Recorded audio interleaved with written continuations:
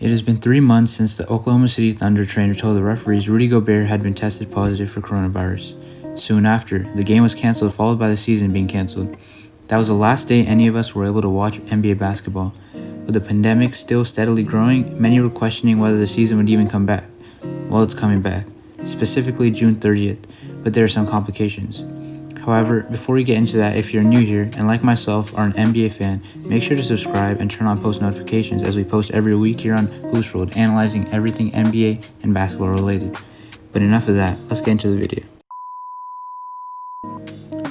Even though the return to play date was confirmed last week, many players have spoken out and voiced their opinions on why the rest of the NBA season should not be played, and Kyrie Irving even held an exclusive players conference call to hear more opinions on whether or not the NBA should resume. The messages that held the most weight in the call, according to Shams, were Kyrie's, Donovan Mitchell, and Avery Bradley. Kyrie said per Shams, "I'm willing to give up everything I have for social reform," indicating not resuming NBA basketball would push the social reform agenda.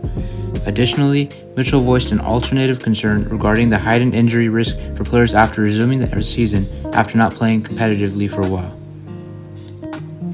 Even Avery Bradley stated the players must not play chess but checkers regarding the massive Black Lives Matter movement that has emerged in the country.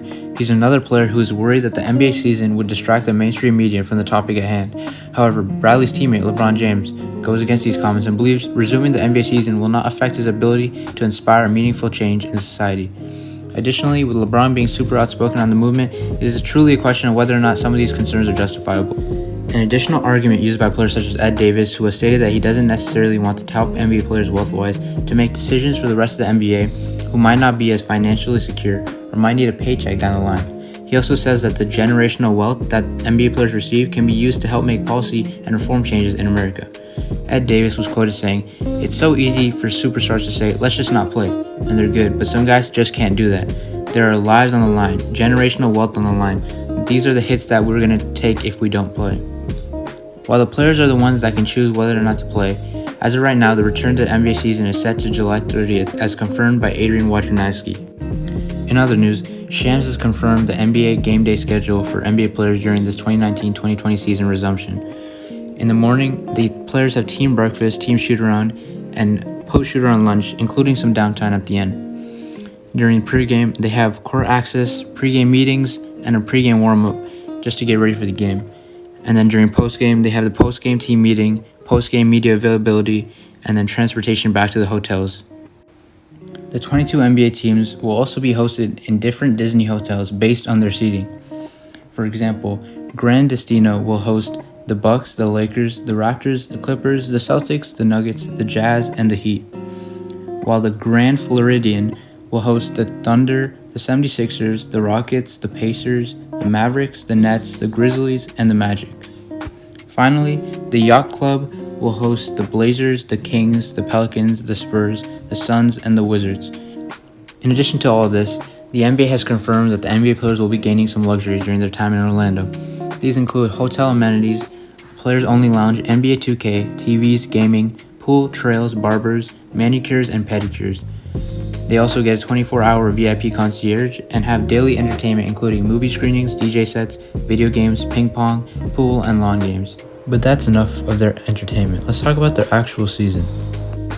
While the players are the ones that can choose whether or not to play, as of right now, the return to the NBA season is set to July 30th, confirmed by Adrian Wojnarowski. Even though that is the official return to the NBA season, the weeks leading up to this date will also be momentous as the training camps for the 22 teams invited will be held as soon as June 30th. Then the teams will travel to Orlando, and on July 9th, training camps in Orlando will begin and end right before July 30th. This will allow for players to get back to being NBA fit and allow for teams to do proper planning for the rest of the games and the playoffs. Then once the long-awaited day of July 30th comes around, the 22 teams will begin to play seeding games. Each team will play 8 games to finalize the standings, and the teams that are not in the playoff bubble will try to overtake the 8 seed, or get within 4 games of the 8 seed to try and take the last spot in the play-in tournament. Any 9 seed team after the seeding games that is within 4 games of the 8 seed will be required to play the play-in to take the last spot. For example, if the ESPN favorite Pelicans and Zion Williamson end up with a record of 36-36 and in the 9th seed, and the Grizzlies end up with a record of 40-33 for the 8th seed, the Pelicans would have to play the Grizzlies in the play-in tournament and beat the Grizz twice in a row to advance to the playoffs, while the Grizzlies would only have to beat the Pelicans once. These play-in tournaments would most likely happen on August 15th to 16th and could really shake out the playoff picture if an 8th seed is taken out and replaced by another team. After the play-in tournaments, finally the 2020 NBA playoffs would begin on August 17th, which is subject to the playoffs is great as it allows the players enough time to get NBA fit again and prepare with the team for a whole month for the teams that do make the playoffs.